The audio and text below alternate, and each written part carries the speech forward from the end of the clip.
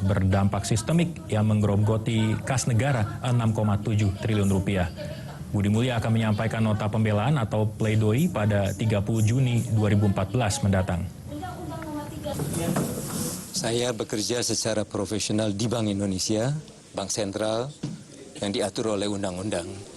Kita melakukan upaya mencegah terjadinya krisis karena di sana ada tugas dan kewenangan yang harus dilakukan oleh Bank Indonesia untuk mencegah terjadinya krisis.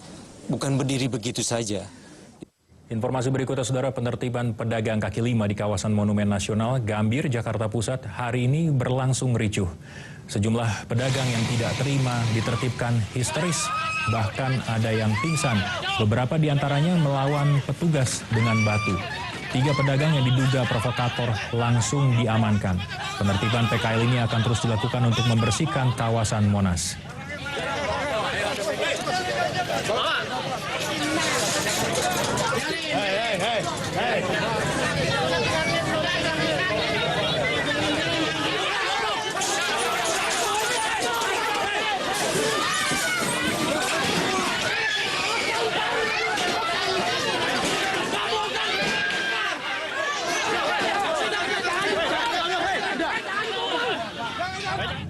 Lalu bagaimana kondisi Taman Monas seusai penertiban PKL yang berakhir ricuh? Kita bergabung bersama rekan kami, Riga Daniswara. Riga, selamat malam. Penertiban PKL akan terus dilakukan meski mendapat tantangan. Lalu bagaimana kondisi di Taman Monas saat ini? Ya, kondisinya cenderung lebih kondusif dari siang hingga petang tadi jika memang sempat terjadi rusuh yang melibatkan antara pedagang kaki lima yang biasa berjualan di sekitar kawasan Monumen Nasional Monas, Jakarta Pusat dengan Satuan Unit Pelaksana Teknis Gedung Monas dan juga Satpol PP Pamong Praja dari Provinsi DKI Jakarta. Ricuh ini disebabkan karena memang ada upaya penertiban yang dilakukan oleh pihak pemerintah Provinsi DKI Jakarta melalui Satuan Polisi Pamong Praja yaitu Satpol PP untuk menertibkan seluruh pedagang yang berjualan di sekitar kawasan lokasi Monumen Nasional Jakarta. Memang dalam sepekan terakhir Monumen Nasional Monas dijadikan tempat berlangsungnya Pekan Rakyat Jakarta atau PRJ selama sepekan untuk memperingati hari ulang tahun ataupun hari jadi kota Jakarta. Namun pasca sepekan pembersihan dilakukan secara total baik kepada seluruh para orang yang berpartisipasi dalam PRJ maupun juga pedagang kaki lima. Permasalahan pedagang kaki lima bukan hanya permasalahan sepekan yang dialami saat pelaksanaan PRJ, namun pelaksanaan penertiban ini karena memang merupakan instruksi sesuai dengan Perda dari pemerintah Provinsi DKI Jakarta pada Perda nomor 8 tahun 2007 yang menegaskan bahwa setiap orang dilarang untuk bertransaksi atau melakukan jual beli terhadap pedagang kaki lima di area publik. Salah satunya adalah Monumen Nasional. Monumen Nasional merupakan fasilitas publik yang ditegaskan bahwa dilarang adanya praktek jual beli melalui pedagang kaki lima, sehingga penertiban ini dilakukan secara menyeluruh di seluruh kawasan Monumen Nasional Monas Jakarta.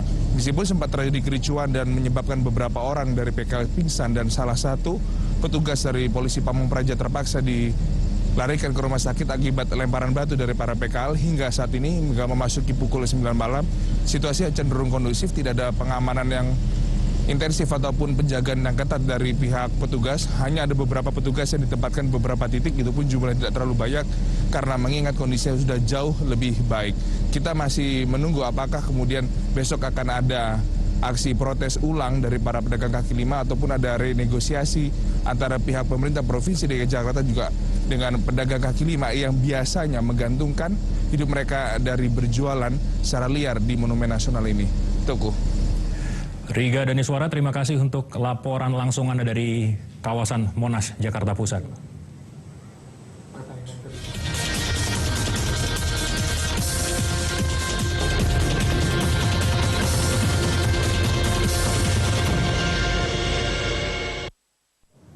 Partai Demokrat bersikukuh bersikap netral pada pemilu presiden, namun 115 anggota fraksi Partai Demokrat mendeklarasikan dukungan kepada Capres dan Cawapres Prabowo Subianto Hatta Rajasa.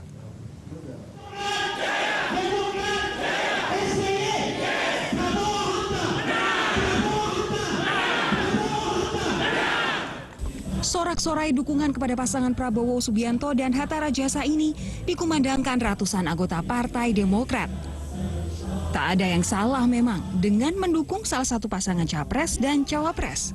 Tapi jadi menarik karena yang mendeklarasikan adalah 115 dari 148 anggota fraksi Demokrat di DPR. Sisanya dalam posisi belum menentukan pilihan. Ya, meski berkali-kali menyebut akan bersikap netral dalam Pilpres, nyatanya gerbong Partai Demokrat berbondong-bondong mengarah ke kubu Prabowo Hatta. Hingga kini, tak ada koalisi resmi partai, hanya dukungan individu para kader Demokrat kepada Capres dan Cawapres nomor urut 1. Demokrat menolak jika dukungan macam ini disebut koalisi malu-malu kucing. Jadi deklarasi hari ini tidak atas nama fraksi Partai Demokrat. Kenapa tidak atas nama fraksi? Karena Demokrat ya secara resmi belum mengumumkan kepada siapa ya, dan tetap di dalam netralitas. Tetapi kami sebagai anggota DPR RI dari Partai Demokrat sesuai arahan dari Ketua Harian DPP Partai Demokrat bahwa kader Demokrat dipersilahkan mendukung Prabowo Hatta.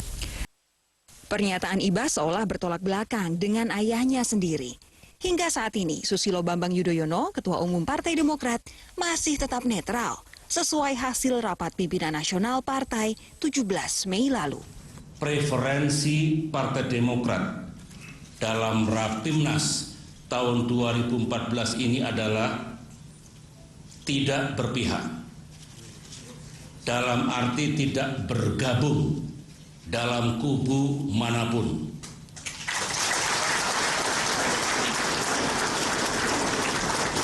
Baik kubu Pak Joko Widodo maupun kubu Pak Prabowo Subianto. Politik memang tak kenal ilmu pasti. Tak ada koalisi resmi, dukungan bawah meja pun jadi. Tim Liputan, Kompas TV.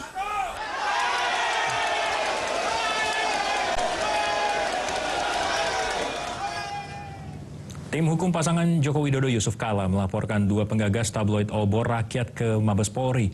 Mereka dituding telah mencemarkan nama baik dan melakukan kampanye hitam. 2 orang yang dilaporkan adalah pemimpin redaksi obor rakyat Setiardi Budiono dan Darmawan. Keduanya dinilai bertanggung jawab atas beredarnya tabloid obor rakyat yang menyudutkan kubu Joko Widodo Yusuf Kala. Selain 2 penggagas, tim hukum Jokowi JK juga meminta polisi mengungkap dalang dibalik pendiri tabloid obor rakyat. Menanggapi laporan ini, Mabes Polri akan langsung menyelidiki kasus dugaan kampanye hitam dan pencemaran nama baik. Namun polisi juga akan berkonsultasi dengan Dewan Pers untuk mengetahui unsur pelanggaran Undang-Undang Pers yang dilakukan tabloid obor rakyat. Dan ini yang dibawa sebagai alat bukti cuma edisi 1, edisi 2 nggak dibawa? Tambah. Kita surat kuasa dari Jokowi dan ini tunggunya pada hari ini. Jadi kita akan melaporkan muatan yang dapat dikategorikan sebagai penyebaran kebencian berdasarkan sara, suku, agama, ras, dan pergolongan. Ya tentu kita tidak menginginkan penyebaran kebencian ini semakin berlanjut, ya, karena kita sudah punya pengalaman yang cukup panjang, pengalaman sebagai bangsa ini, bagaimana jika isu sara dimainkan, sulit bagi kita untuk meredamnya kembali. Ya. Dewan Pers belum memutuskan apakah tabloid obor rakyat melanggar kode etik jurnalistik atau masuk ranah pidana terkait konten kampanye hitam yang menyudutkan Capres Joko Widodo. Alasan ini berdasarkan sejumlah temuan Dewan Pers, di antara yang menegaskan bahwa tidak ada perusahaan pers yang berbentuk badan hukum yang menertibkan atau menerbitkan tabloid obor.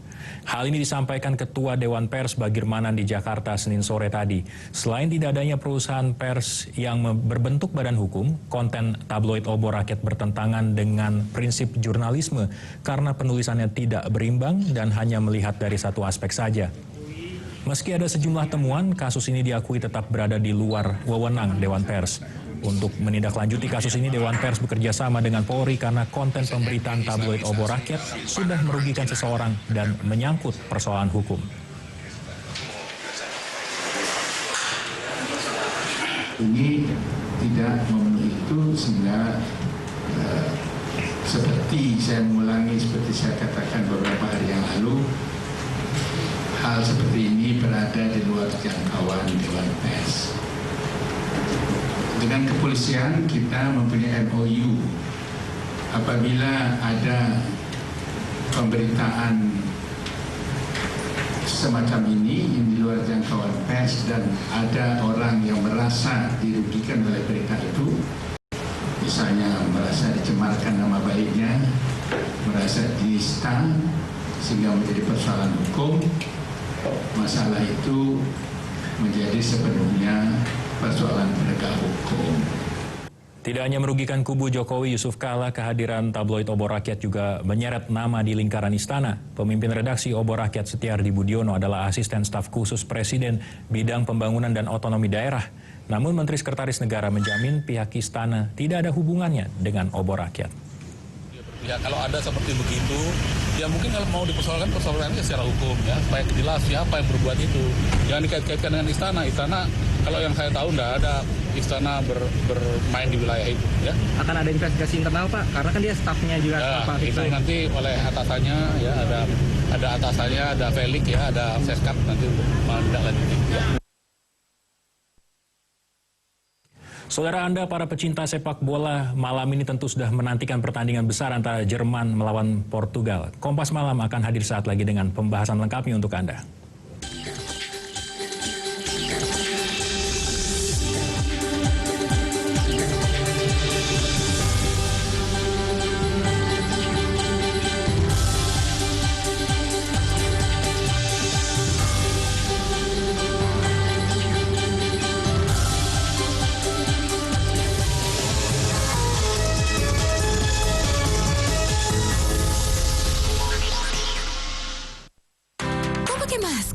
Sekarang beda sama dulu. Lindungi dengan vitamin C zaman sekarang.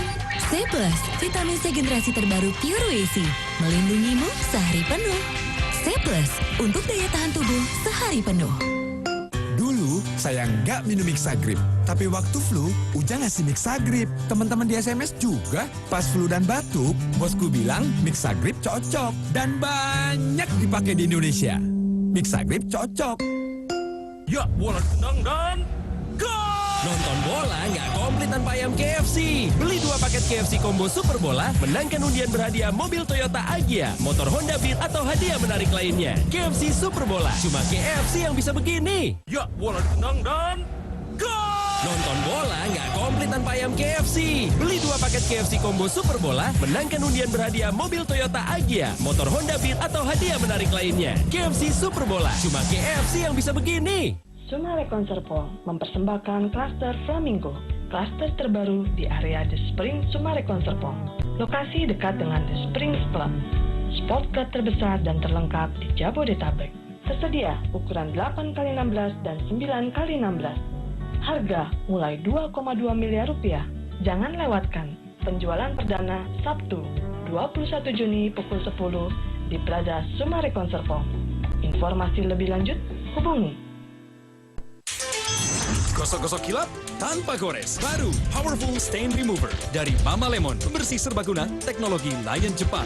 Butiran halusnya bersihkan panci gosong dan sisa makanan bergerak dengan Power Action. Bersih tanpa gores. Cepat bersihnya. Lihat, bersihnya membuat semua tampak baru karena terawat tanpa gores. Serbaguna, serba bersih tanpa gores. Powerful Stain Remover dari Mama Lemon. Lion. Vision 500-828. Jangan asal pilih. Pilih yang paling Yahoo. Nyeri sendi, pegel-pegel, urat kesleo, pakai GPU. Untuk gosok, Yahoo. Pijat, Yahoo. Urut, Yahoo. Yahoo se-Indonesia. GPU Yahoo. Siapa Indonesia 2014 live di Kompas TV.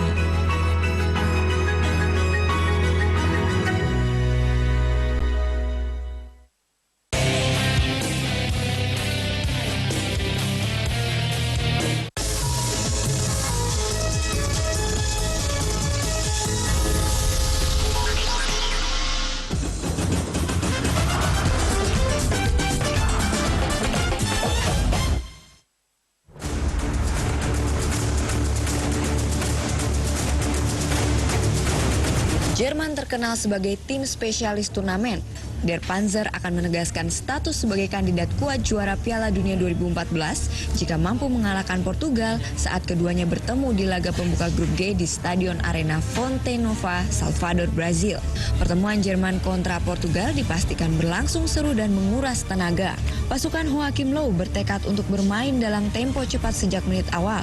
Namun Jerman terancam kehilangan gelandang terbaiknya, Bastian Schweinsteiger, yang mengalami cedera lutut pada sesi latihan. Sebagai gantinya, kemungkinan Philipp Lahm akan didorong sedikit ke depan untuk menemani Sami Khedira di lini tengah. Sementara untuk lini depan, Löw kemungkinan tidak akan memasang striker murni mereka, Miroslav Klose, melainkan menempatkan Mario Götze sebagai ujung tombak serangan. Portugal sendiri bertekad membalas kekalahan 0-1 pada laga pembuka Piala Eropa 2012 lalu.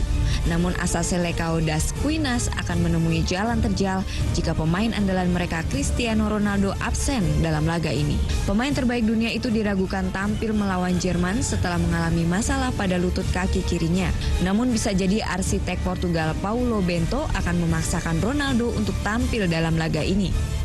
Sebab Portugal sangat bergantung pada Ronaldo dalam urusan mencetak gol, meski masih memiliki Silvestre Varela dan Hugo Almeida. Ya saudara, tidak sampai 2 jam lagi satu big match akan tersaji dalam partai pembuka grup G Piala Dunia. Juara dunia 3 kali, Jerman akan menghadapi Portugal, tim yang dijuluki Brazilnya benua Eropa. Pertandingan pertama tentu sangat menentukan mengingat hanya 2 tim dari masing-masing grup yang akan lolos ke babak selanjutnya. Selain Jerman dan Portugal, grup G juga dihuni Ghana dan Amerika Serikat. Bagaimana pendapat analis dan juga selebritas penggemar sepak bola memandang partai antara Jerman melawan Portugal? Saya langsung sapa, ada 2 orang di sini sudah hadir bersama saya, Bung Teguh Maramis. Ini pengacara papan atas tapi juga belakangan akhirnya jadi komentator kelas atas juga nih. Karena ada di mana-mana akhirnya ditanyakan untuk analisa pertandingannya. Ada Girindra Kara juga. Iya. Kara, ada trio dari Arsenal situ. Anda juga penggemar dari Arsenal kan? Kata siapa? Saya tahu. Ada intelijen info mengatakan seperti itu. Jadi otomatis Jerman juga didukung ya? Jadi udah bisa diketahui kan siapa kita yang harus cari jagoin. pendukung Portugal seperti malam ini. Oke, Bung Teguh, kalau kita lihat Jerman Portugal itu akan jadi sajian utama kita malam ini. Tapi kalau kita flashback dalam 11 pertandingan yang sudah tersaji, bagaimana analisa Anda? Di luar dugaan atau justru memang oke udah cocok seperti ini? Apalagi Spanyol kalah 1-5 lawan Belanda. Memang Piala Dunia selalu menghadirkan kejutan ya, bukan Piala Dunia namanya kalau bukan tanpa kejutan. Tetapi kemenangan Belanda atas Spanyol masih dibicarakan sampai hari ini karena kemenangannya itu sangat telak dan Spanyol itu pemegang 3 gelar di 3 major turnamen terakhir. Sehingga memang ada beberapa kejutan lain sebenarnya, ada lagi Costa Rica juga berhasil mengalahkan Uruguay. Kalau Inggris memang tidak banyak yang mengekspektasikan bahwa Inggris akan melaju sampai babak-babak akhir. Tetapi tetap saja kekalahan dari Italia cukup menyesakan bagi penggemar Inggris. Ya, kalau kita lihat kan memang secara taruhlah statistik gol ya dalam 2 Piala Dunia terakhir sebelum yang sekarang angkanya menunjukkan bagaimana kompetisi sudah berlangsung dengan ketat. Ada penurunan sebetulnya dari segi akumulasi gol. Itu juga akan kita lihat sampai dengan penghujung. Mudah-mudahan tidak ya, karena kita ketahui di 2 Piala Dunia terakhir memang rata-rata gol yang dicetak adalah 2,3. 94 dan 98 itu rate-nya adalah 2,7.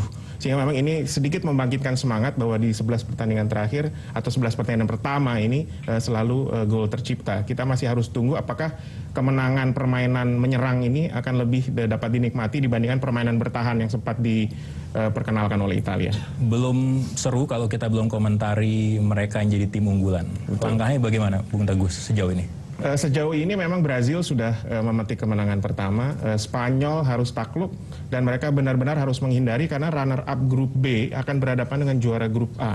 Sehingga memang Brazil ada kemungkinan besar bisa ketemu dengan Spanyol. Kalau kita lihat Argentina penampilannya belum impresif walaupun menang. Jerman akan diuji oleh Portugal dan Portugal ini sangat berbahaya. Mereka punya trio Real Madrid ya, Contrao, Pepe dan Ronaldo. Jadi ada yang dapat lawan berat, ada yang di bawahnya, ada yang sejajar.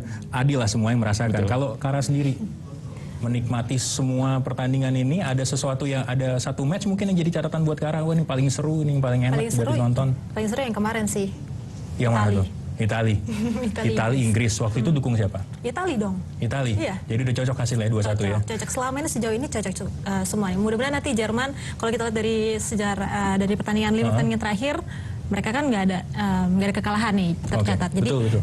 coba kita lihat juga nih nanti pada malam hari ini seperti apa ya kira-kira prediksi saya bener apa enggak gitu. Ada yang di luar prediksi nggak sejauh ini? Nggak ada. Kemarin Cuman, Spanyol lawan Belanda. itu dia tadi gol banyaknya gol yang tercipta itu benar-benar di luar prediksi. Kita balik ke Bung Teguh. Gol begitu banyak tercipta. Kita tahu ada rata-rata 2, 3. Dan kita juga bisa lihat bagaimana para lawan ini mengimbangi permainan. Apakah ini arti juga mereka sudah berhasil ditempa oleh liga masing-masing, pemainnya juga makin kompetitif, mereka tahu bagaimana bisa mendefense zona mereka, atau sebaliknya mereka juga sudah tahu seluk-seluk untuk bisa melakukan penyerangan? Bagaimana? Memang sangat menarik kalau kita melihat perbandingan antara group stages dengan knockout round ya. Kalau kita ketahui bahwa group stages mereka memang harus mengumpulkan angka dan gol sebanyak-banyaknya supaya mereka bisa lolos paling tidak di 2 teratas dari setiap grup. Tetapi begitu memasuki knockout round, mungkin kita akan lihat beberapa kesebelasan atau tim yang memang cenderung memainkan peran defensif itu akan memarkir bus dalam tanda kutip hanya untuk mengharapkan hasil seri dan menang di adu penalti. Ini tidak bisa terjadi di group stages, Teguh. Ini mereka harus mengumpulkan angka sebanyak-banyaknya karena kita ketahui memang selisih gol, kemudian head to head itu semua akan sangat menentukan untuk siapa yang menentukan lolos. Betul. Hanya 2 dari masing-masing grup yang nanti akhirnya terkumpul di 16 besar. Oke, kita fokus ke pertandingan malam ini. Jerman, Portugal, dua-duanya punya sejarah. Ikutin juga, Kara. Jerman, Portugal gimana historinya selama ini? Jerman emang jagoan sih. Cuman kalau historinya dari 2010 mungkin saya baru benar-benar ya. Karena memang dia juga ini ya tahun-tahun yang emang tahun-tahunnya gitu. 2010 itu. Oke, kita lihat ini dia beberapa statistiknya terkait dengan head to head mereka Jerman Portugal. Dalam catatan saya pribadi, Jerman Portugal di 3 turnamen terakhir mulai dari Piala Dunia terus kemudian 2 Piala Eropa selalu menang lawan Portugal. Pertemuan keempat saya nggak mau subjektif ya, tapi kebetulan saya juga pendukung Jerman. Apakah mungkin ada pertemuan keempat menang? Mungkin saja, apapun mungkin terjadi ya. Kalau Ronaldo dan semua pemain Madrid tampil dengan baik di pertandingan ini mungkin saja terjadi. Dan kita masih ingat memang di Piala Eropa 2000 Portugal sempat menang 3-0 atas Jerman. Jadi bukan tidak mungkin Portugal juga bisa membuat kejutan untuk mengalahkan Jerman di pertandingan kali ini. Apalagi kita ketahui Jerman beberapa pemainnya juga dibekap cedera dan baru pulih di saat-saat terakhir. Pasukannya cukup nggak buat bikin kejutan? Kita tahu ada beberapa nama lagi cedera, Khedira cedera, Schweinsteiger juga diragukan. Neuer kita nggak tahu bagaimana nanti kondisinya. Ya memang Schweinsteiger juga baru pulih, Neuer juga baru pulih dari cedera bahu. Betul. Khedira sudah tampil waktu final Liga Champions walaupun di persiapan juga sempat diistirahatkan. Tetapi yang lebih mengkhawatirkan adalah persiapannya Portugal. Walaupun mereka rekor mereka sejak bulan Juni 2013 ini sangat impresif ya. 8-3-1 hanya 1 kali kalah itu juga dari Brazil. Sehingga memang ada sedikit optimisme di kubu Paulo Bento. Piala Dunia kali ini menarik nih karena Brazil ada sedikit mistis, beberapa cerita mistis di sana karena salah satunya juga mengenai dukun katanya ada yang mengguna Ronaldo. Akhirnya juga ada Ronaldo mengalami cedera di 2 titik katanya di kakinya. Betul seperti itu? Mungkin saya tidak terlalu percaya hal-hal seperti itu ya. Tetapi juga Ronaldo kita dengar sempat mengcounter hal tersebut dan pergi ke Hungary untuk menemui dukun cantik. Sehingga memang akhirnya apakah itu khasiatnya, kemudian dia bisa pulih, kita tidak ada yang tahu.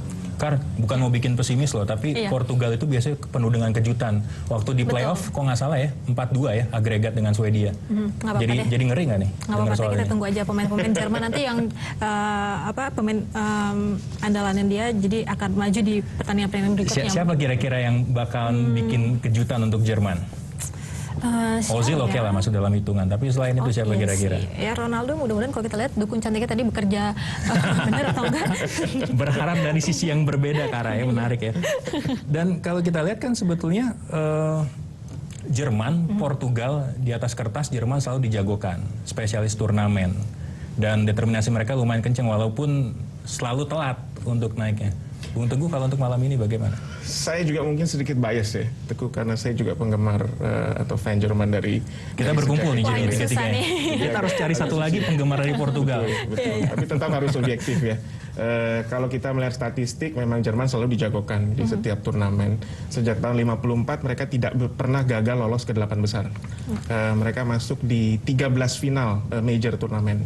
Dan mereka ini adalah pertandingan ke-100 bagi Jerman di Piala Dunia. tidak ada kesebelasan yang memainkan pertandingan ke-100 di Piala Dunia kecuali Jerman. Jadi banyak yang sekali yang mengharapkan Jerman, saya khawatir hanya generasi emas mereka telah lewat. Itu yang menjadi kekhawatiran. Sama, saya juga pun khawatir. Jadi kalau kita bicara sepak bola emang nggak jauh-jauh dari formasi, kemudian juga statistik. Kita akan bahas lebih dalam lagi, saya jeda berikut ini. Saudara, Kompas Malam masih akan segera kembali sesaat lagi.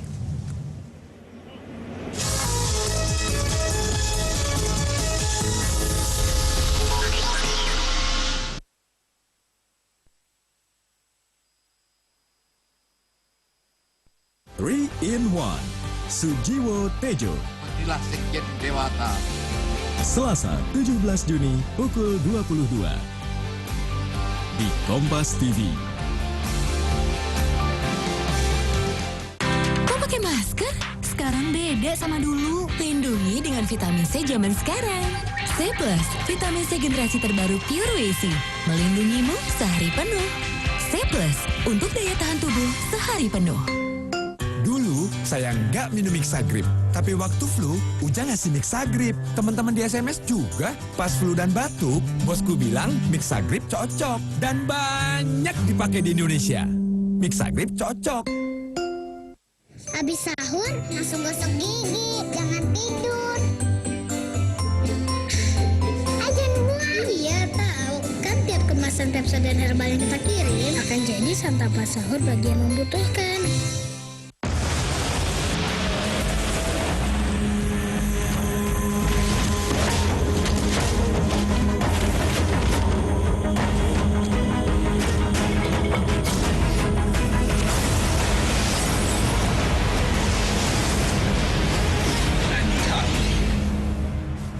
That's a wrap, guys. Great shoot. Ini baru luar biasa. Buat yang biasa, luar biasa. Kerating Deng. Sumare Conservo mempersembahkan klaster Flamingo, klaster terbaru di area The Spring Sumare Conservo. Lokasi dekat dengan The Springs Club, sport club terbesar dan terlengkap di Jabodetabek. Tersedia ukuran 8x16 dan 9x16. Harga mulai 2,2 miliar rupiah. Jangan lewatkan penjualan perdana Sabtu 21 Juni pukul 10 di Plaza Sumare Conservo. Informasi lebih lanjut hubungi. Mereka juaranya kotor-kotoran. Don't worry, So Clean Liquid bersihin semua kotoran sampai serat terdalam. So clean. Unbelievable. So Clean Liquid 50% ekstra konsentrat. 2 kali lebih bersih, 2 kali cuci lebih banyak. Garuda, idaraku, Prabowo, Presidenku. Ku yakin Indonesia pasti maju.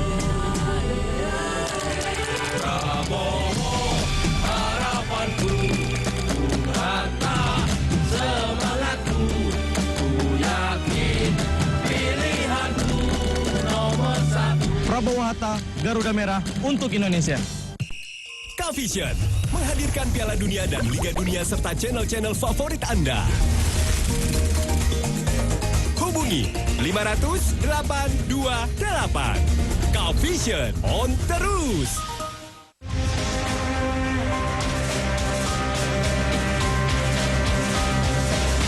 Berkas Kompas.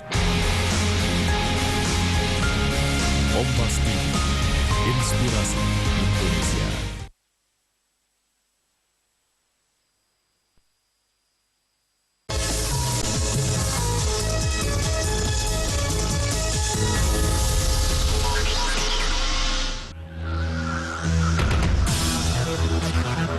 Kamerun sudah tidak asing lagi dengan Piala Dunia. Tahun ini, kali ke-7 Kamerun tembus putaran final Piala Dunia. Salah satu yang punya peran penting adalah sosok Volker Finke. Pelatih asal Jerman ini mengubah mentalitas bertanding Kamerun. Hasilnya, Finke berhasil membalikan prediksi tantangan dari legenda Kamerun, Roger Milla, dengan mampu tampil di Brazil. Karir pelatih kelahiran 24 Maret 1948 ini kebanyakan dihabiskan di liga domestik. Freiburg dan Köln merupakan 2 klub yang pernah disinggahi pelatih bertangan dingin ini.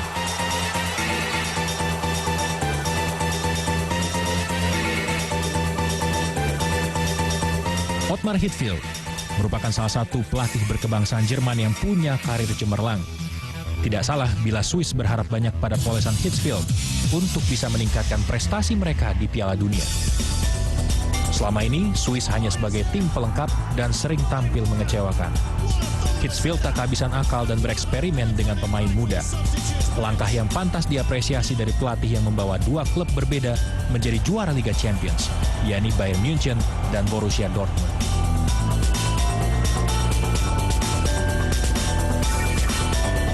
Masih berusia 50 tahun, sosok Jurgen Klinsmann menjadi salah satu pelatih berusia muda. Karirnya sebagai pemain tak perlu diragukan lagi. Pemilik nomor punggung 18 saat masih aktif bermain ini sempat dipuji saat meregenerasi tim Jerman di Piala Dunia 2006. Kini, Klinsi, panggilan akrab Klinsmann, dipercaya melatih timnas Amerika Serikat. Juara Piala Emas CONCACAF pun berhasil direngkuh timnas Paman Sam di tahun 2013. Klinsmann dianggap sukses membawa permainan Amerika Serikat menjadi agresif dan bervariasi dalam penyerangan.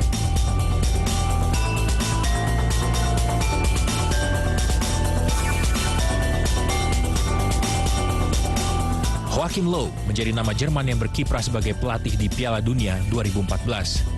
Sejak 2006, Löw dipercaya meneruskan tongkat estafet yang ditinggalkan Klinsmann. Tim yang dibawanya kali ini tidak jauh berbeda dengan yang diandalkan pada Piala Eropa 2008 lalu. Löw dikenal jenius dalam penyusunan taktik dan tidak segan merombak tim serta pola permainan agar lawan kesulitan menyiapkan antisipasi. Anda masih menyaksikan Kompas Malam, saya akan langsung berbincang lagi dengan dua tamu kami malam ini. Bung Teguh, apa sih yang istimewa dari pelatih Jerman ini? 32 tim, 32 negara, 4 diantaranya orang Jerman yang melatih. Selain modisnya. Selain modisnya. Itu biar Kak Rai nanya. Betul. Apa Bung? Kalau Joachim Löw memang terlihat stylish ya dan modis ya. Tetapi memang disiplin mungkin ya yang dipunyai oleh pelatih Jerman mungkin itu dipakai oleh tim-tim lain sehingga memang mereka merasakan betul sentuhan dari pelatih Jerman. Kalau kita sekarang lihat ada 4 pelatih yang berkiprah di antara 32 tim ya. Kita juga harus catat bahwa Jerman sejak tahun 26 tim nasional Jerman. Sejak tahun 26 itu hanya punya 10 pelatih tim nasional.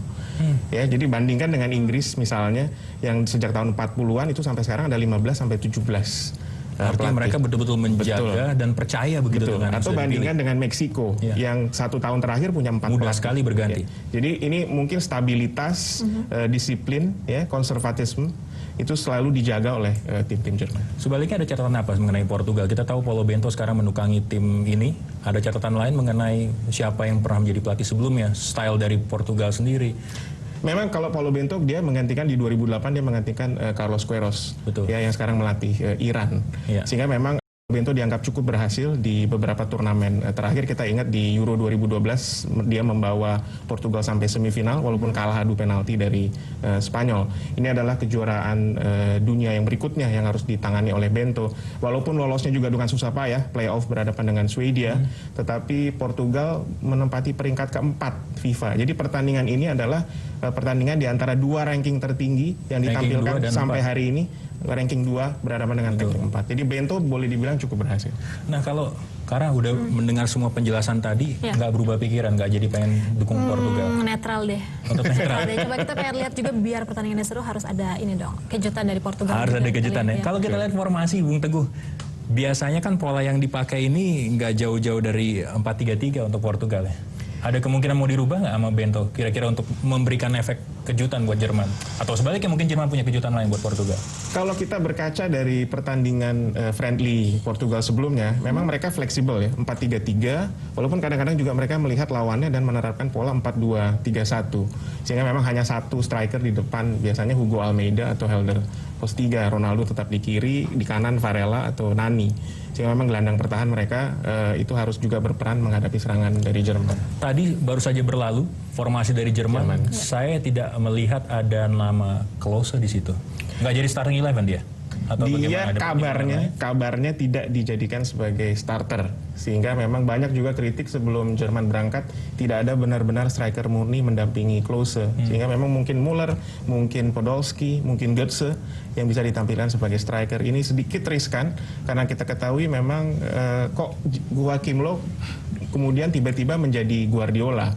Sehingga memang tidak ada striker murni, semuanya pakai. Soalnya Guardiola kan ada di klub teratas di Jerman, Betul, jadi di Bayern, mungkin ya. pantas untuk ditiru. Tapi kalau kita lihat kan memang Klose punya misi tersendiri ya secara pribadi. Betul, dia sudah mencetak 14 gol di Piala Dunia dan hanya beda 1 dari Ronaldo yang sebagai pencetak gol terbanyak. Dan sedangkan di tim nasional sendiri dia sudah mencetak 69 gol, sudah melewati bomber Gerd Müller.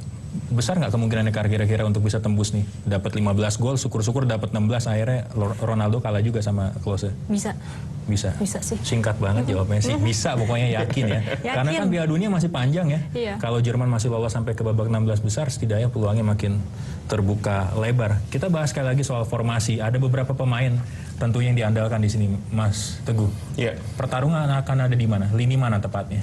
Yang paling dinantikan adalah kalau benar yang ditampilkan sebagai fullback di kanan adalah Jerome Boateng, ya, karena Philipp Lahm mungkin akan digeser sebagai defensive midfielder, mendampingi apakah itu Khedira atau Toni Kroos atau Schweinsteiger. Kemudian back kiri ada Benedict Höwedes. Ini juga pemain yang seharusnya Boateng dan Höwedes biasanya berperan di klubnya sebagai center back, sebagai central defender. Kalau Boateng ditempatkan di kanan, duel yang dinantikan dan menjadi kunci pertandingan ini apakah Portugal bisa mengalahkan Jerman adalah apakah Boateng bisa menahan laju Ronaldo.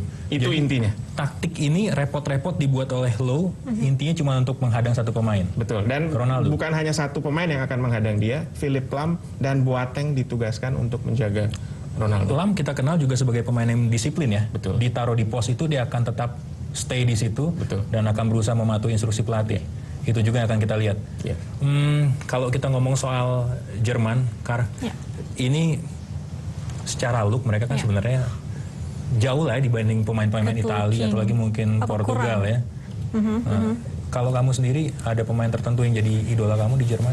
Nggak pernah ngeliat pemain dari ini sih ya, penampilan juga, tapi ini komentar yang asik nih, nggak pernah lihat dari look. Yang penting skill ya. Iya, penting skill sih. Siapa dong yang dijagoin? Di Jerman ya, pemain-pemain Arsenal, Podolski, ya, tiga pemain itu yang memang nanti akan jadi starter ya. Mertesacker juga.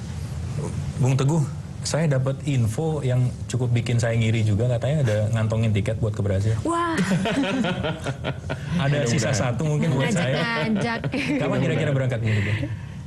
Insya Allah akhir bulan. Akhir bulan. Insya Allah akhir bulan. Sampai final nih? Sampai semifinal paling ya. Atau sampai Piala Dunia berikutnya lagi. Jadi nggak pulang. Oke, yang bisa melengkapi perbincangan kita malam ini tentu tebak skor. Kara dulu. Waduh, tipis kali ya, 2-1. 2-1 buat Portugal. Agregatnya 1 aja. Satu aja ya. Selisih 1 aja. Oke. Bung Teguh, angkanya serem nih kayaknya. Seri atau Portugal menang 1 gol. Oke. Kayaknya objektif ya. Seri atau menang. Bukan karena anti objektif ya, atau anti subjektif. Tapi kayak boleh saya catat sekali lagi, seri atau Portugal unggul 1 gol. Oke. Menarik untuk seorang penggemar Jerman, prediksinya seperti itu. Wah, kita akan nantikan beberapa waktu lagi tentunya bagaimana pertandingan berlangsung antara Jerman dengan Portugal. Bung Teguh, terima kasih. Kara juga terima kasih. Kita akan sama-sama melihat pertandingannya dalam beberapa saat lagi. Dan saudara, itu tadi perbincangan kami seputar big match yang akan tersaji antara Jerman melawan Portugal. Jangan kemana-mana, Kompas Malam masih punya informasi lain mengenai pimpinan pusat Muhammadiyah yang sudah mengumumkan penetapan awal puasa atau 1 Ramadan.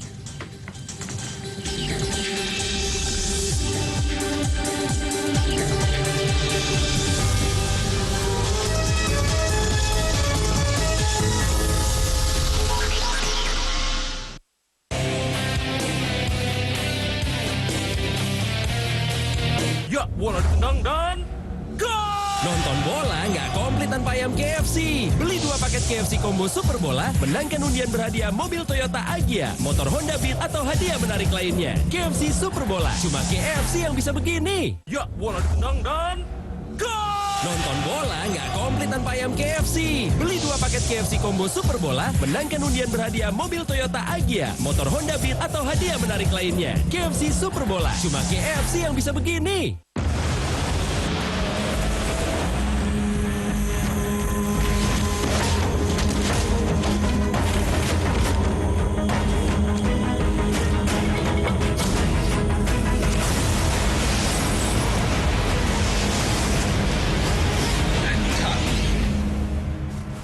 That's a wrap, guys. Great shoot.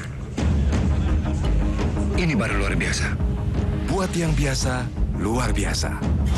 Kerating Deng. Inovasi terbaru, sikat gigi Formula Nano Charcoal. Bulu sikat charcoal 3 kali lebih higienis, efektif menghambat pertumbuhan bakteri. Formula Nano Charcoal, lebih cepat bersih, lebih higienis. Usaha daripada wira-wiri, mending berwirausaha. Program yang mengajak Anda keluar dari zona nyaman, bahkan mengurangi angka pengangguran. Jika ingin mulai usaha, udah mulai saja. Ketekunan dan kerja keras adalah satu paket yang tidak boleh terpisahkan. Langkah Wira Usaha, Senin sampai Jumat pukul 8.30, Kompas TV. Inspirasi Indonesia. Dipersembahkan oleh Kementerian Koperasi dan UKM Republik Indonesia. Mereka juaranya kotor-kotoran. Don't worry, Soklin Liquid bersihin semua kotoran sampai serat terdalam. Oh, clean. Unbelievable. Soklin Liquid 50% ekstra konsentrat. 2 kali lebih bersih, 2 kali cuci lebih banyak.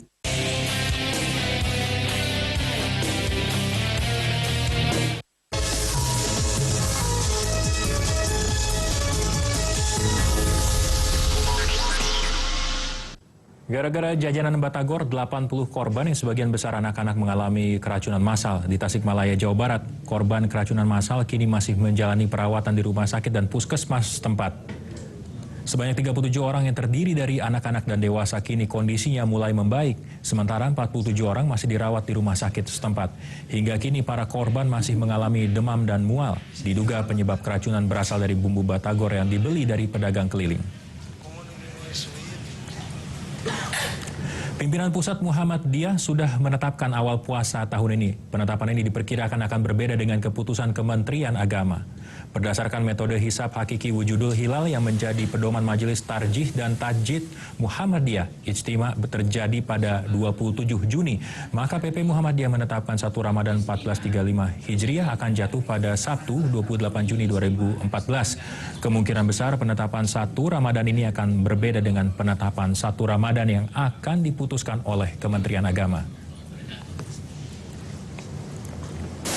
Tanggal 1 Ramadan 1435 Hijriah jatuh pada hari Sabtu PON 28 Juni 2014 Masehi. Letusan gunung berapi paling aktif di Eropa mengganggu penerbangan di Italia. Kompas Malam akan kembali sesaat lagi.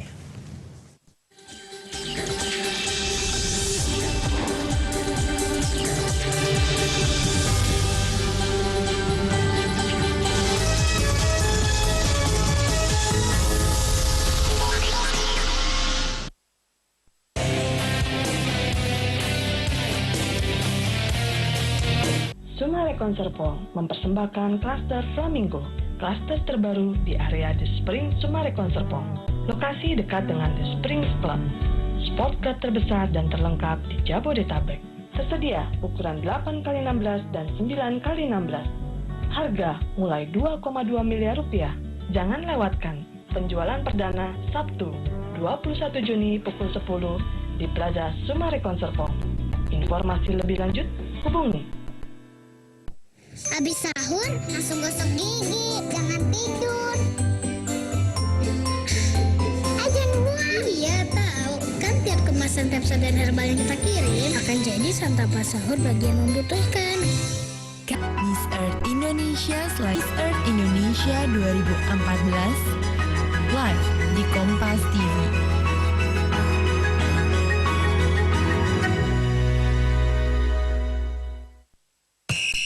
Vision menghadirkan Piala Dunia dan Liga Dunia serta channel-channel favorit Anda.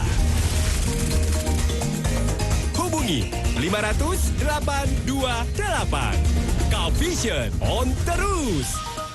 Jangan asal pilih. Pilih yang paling Yahoo. Nyeri sendi, pegel-pegel, urat kesleo, pakai GPU. Untuk gosok Yahoo, pijat Yahoo, urut Yahoo. Yahoo se-Indonesia. GPU Yahoo. Saya Tasya Lutmila, inilah satu nih.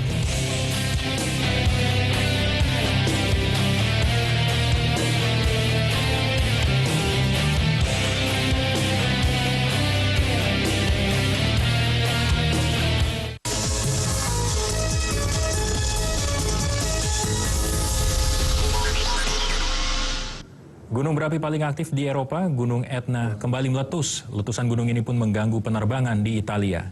Minggu waktu setempat, Gunung Etna yang terletak di tepi pantai Pulau Sisilia, Italia ini memuntahkan lava pijar yang disertai awan panas.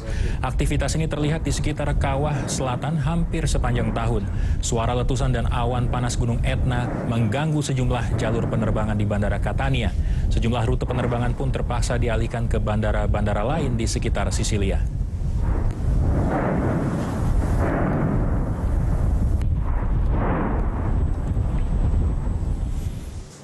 Musim liburan sekolah ialah musim bioskop yang akan dibanjiri film-film menarik. Salah satunya adalah film Transformers Age of Extinction. Film ini berkisah tentang pemerintah yang mengusir Transformer, namun di sisi lain ada sekelompok robot lawan yang ingin menguasai bumi. Bisakah Optimus Prime dan Autobot bangkit melawan? Cuplikan film ini akan menjadi penutup Kompas Malam hari ini. Saya Teguh Parvinanda, selamat malam, sampai jumpa.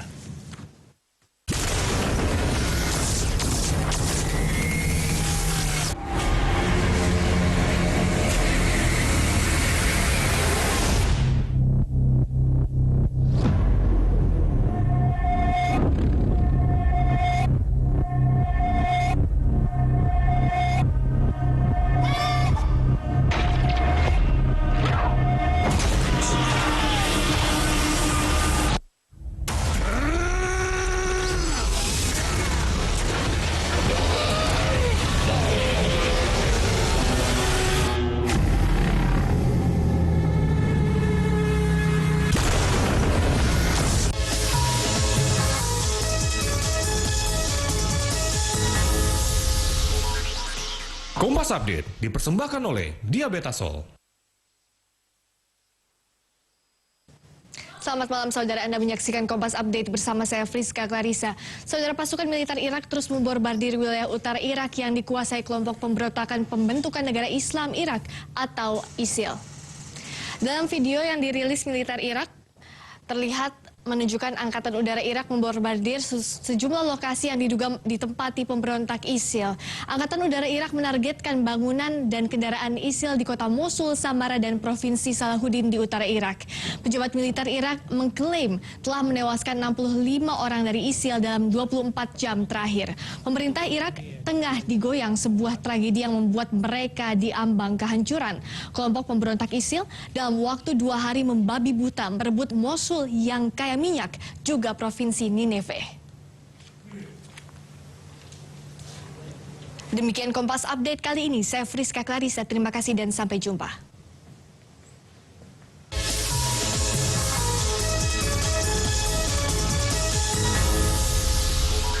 Kompas Update dipersembahkan oleh Proma.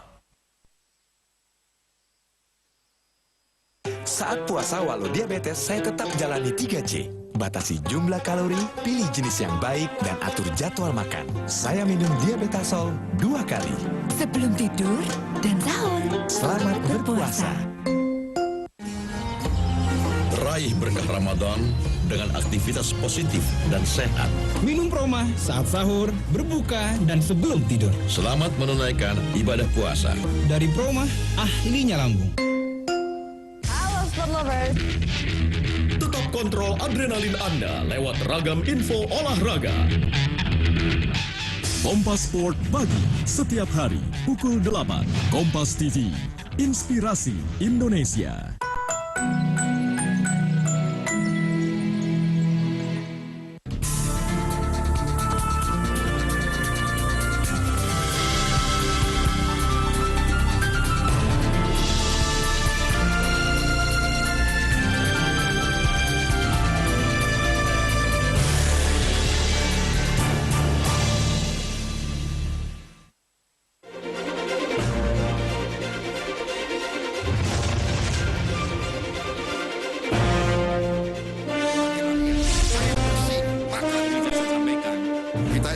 Jadi negara yang terhormat dengan rakyat yang sejahtera, rakyat yang tenang menghadapi masa depan.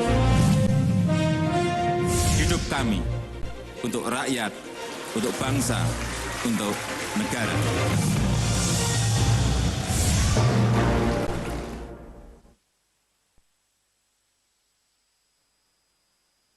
Halo, selamat malam saudara. Debat calon pemimpin negeri yang berlangsung kemarin malam masih menyisakan sejumlah catatan.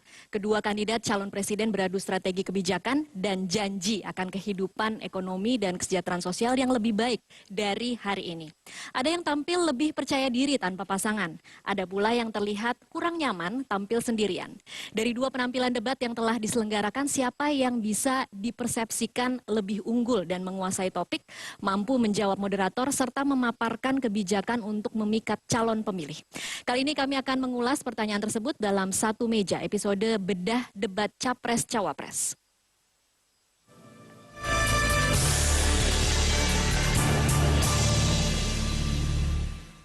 Kewajiban seorang pembela negara dan bangsa melindungi, bukan membagi-bagi menteri. Demokrasi harus sederhana. Kami ingin membangun sebuah koalisi, sebuah kerjasama yang ramping. Harus melakukan evaluasi kritis, mengedepankan kepentingan rakyat. Selebihnya atasannya menilai. Presiden dipilih langsung oleh rakyat. Oleh sebab itu, Presiden memegang mandat rakyat, bertanggung jawab kepada rakyat, bukan kepada partai politik. Dan jangan pernah dalam koalisi tunduk kepada apa yang dimaui oleh partai-partai politik yang ada dalam koalisi. Kami bertekad nanti akan menyempurnakan ini. Demokrasi harus sederhana, murah, dan tidak membebani rakyat. Saya bukan ketua partai, tapi saya dijadikan calon presiden karena ada rekam jejak dan ada, menurut saya, ada prestasi. Bahwa kami ingin membangun sebuah koalisi, sebuah kerjasama yang ramping. Tidak usah banyak parpol yang bergabung banyak-banyak, tidak apa-apa.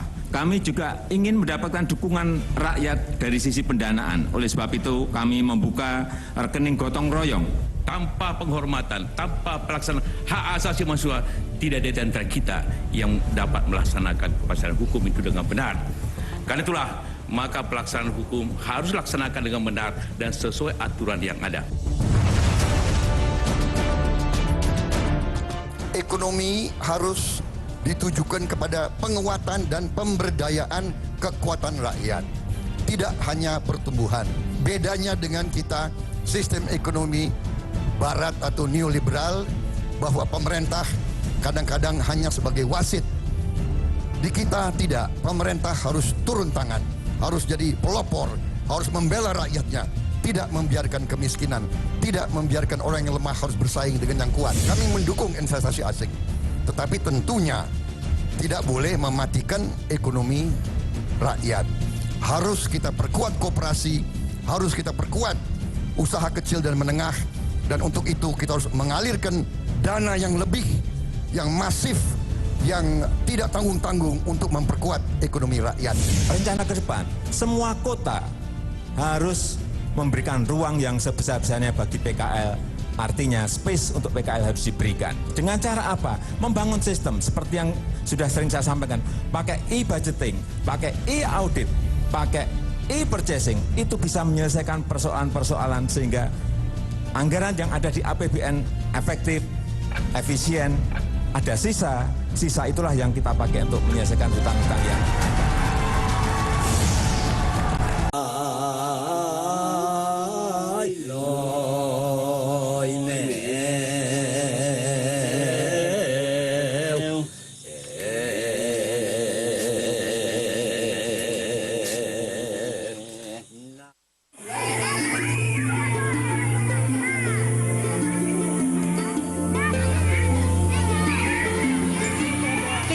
menyapa pagi di Madoba.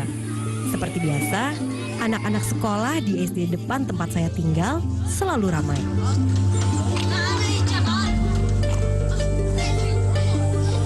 Sudah waktunya saya meninggalkan Madoba. Tidak terasa waktu cepat berlalu dan saya sudah harus kembali lagi ke Jakarta.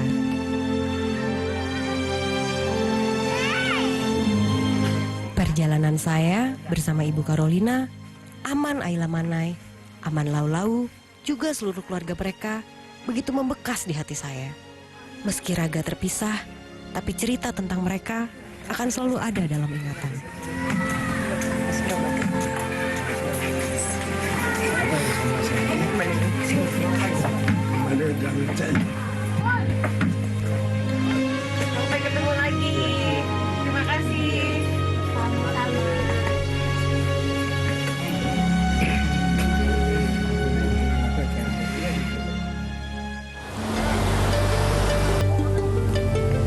Perjalanan saya ke Mentawai memberi saya pengalaman yang luar biasa. Masyarakat Mentawai menunjukkan betapa pentingnya kekeluargaan dan kebersamaan walau dalam kesederhanaan.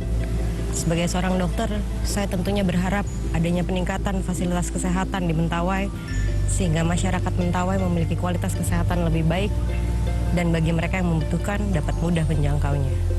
Saya merasa sangat beruntung mengunjungi Mentawai.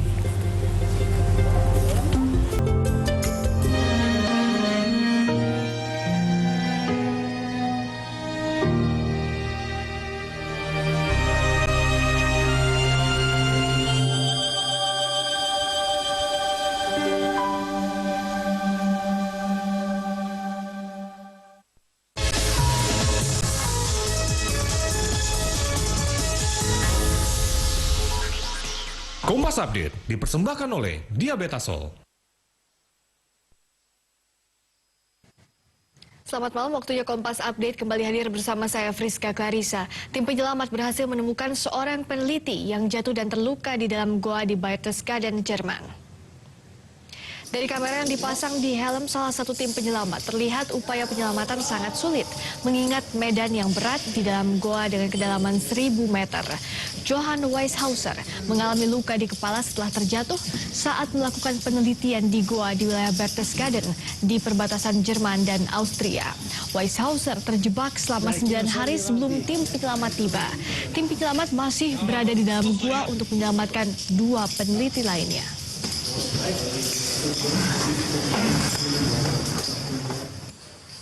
Demikian Kompas Update kali ini, lengkapi informasi Anda dalam program Kompas Malam yang akan hadir sesaat lagi. Saya Friska Clarissa, terima kasih dan sampai jumpa.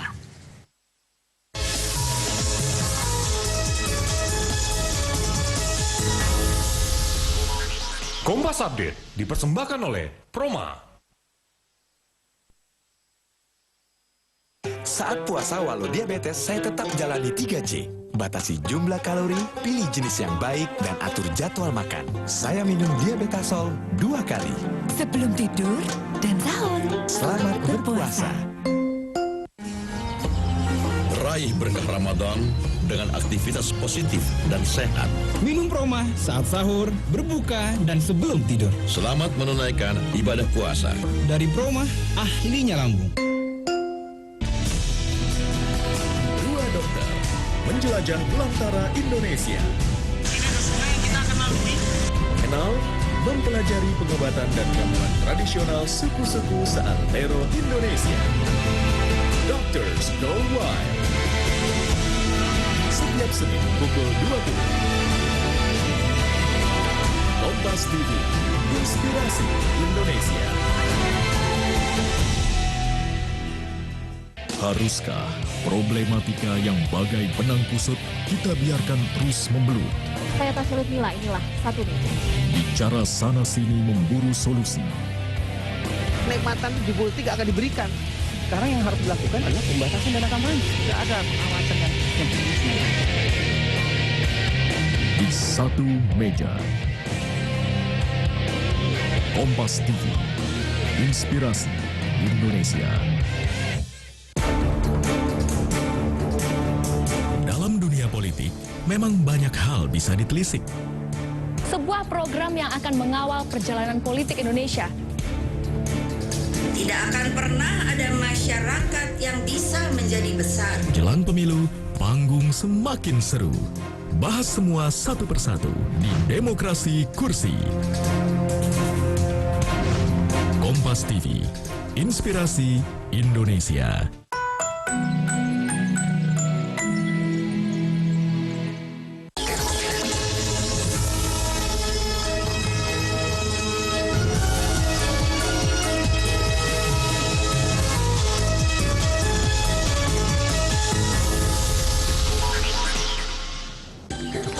Mantan Ketua Mahkamah Konstitusi dituntut pidana seumur hidup oleh Jaksa Penuntut Umum terkait suap kasus sengketa pilkada.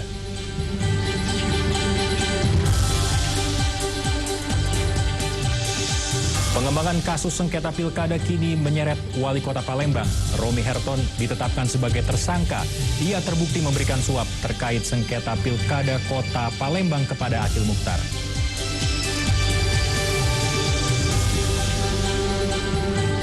Dua tim kuat grup G, Jerman dan Portugal akan saling bertarung di Salvador, Brazil malam ini. Laga ini juga menjadi pertaruhan bagi kedua tim untuk memuluskan jalan mereka ke babak 16 besar.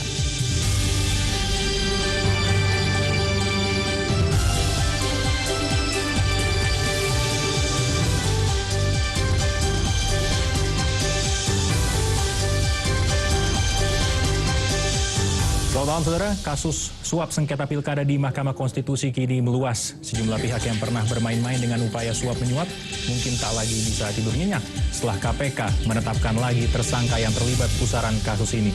Perhatian lain juga masih tertuju ke Brazil karena malam ini sekali lagi laga big match akan tersaji. Saya Teguh Parvin, Anda segera kita simak Kompas Malam selengkapnya.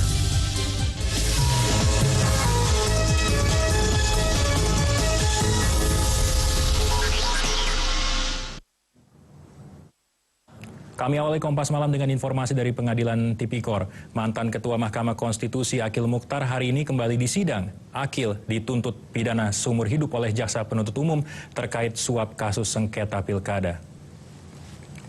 Selain tuntutan hukuman seumur hidup, Akil juga didenda 10 miliar rupiah.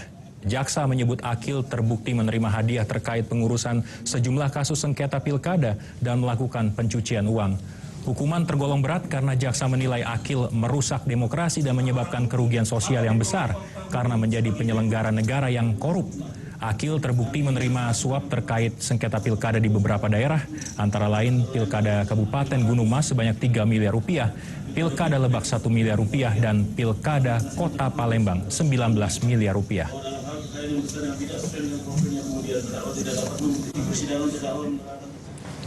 Masih terkait kasus sengketa pilkada, KPK menetapkan Wali Kota Palembang, Romi Herton, sebagai tersangka terkait sengketa pemilihan kepala daerah di Palembang, Sumatera Selatan. Setelah melakukan gelar perkara, disimpulkan bahwa telah ditemukan dua bukti permulaan cukup yang kemudian disimpulkan RH, ya, selaku Wali Kota Palembang, kemudian juga M telah ditetapkan sebagai tersangka. Penetapan status tersangka oleh KPK ditanggapi santai oleh Wali Kota Palembang, Romi Herton. Ia mengaku siap menjalani proses hukum. Status tersangka kasus suap pilkada tak hanya menjerat Romi Herton, tapi juga istrinya, Masitoh. Dalam dakwaan Akil Mukhtar, Romi disebut memberi suap kepada Akil sebesar 20 miliar rupiah terkait sengketa pilkada Kota Palembang tahun 2013. Menanggapi statusnya sebagai tersangka, Romi Herton mengaku belum menerima surat pemberitahuan dari KPK dan siap menjalani proses hukum.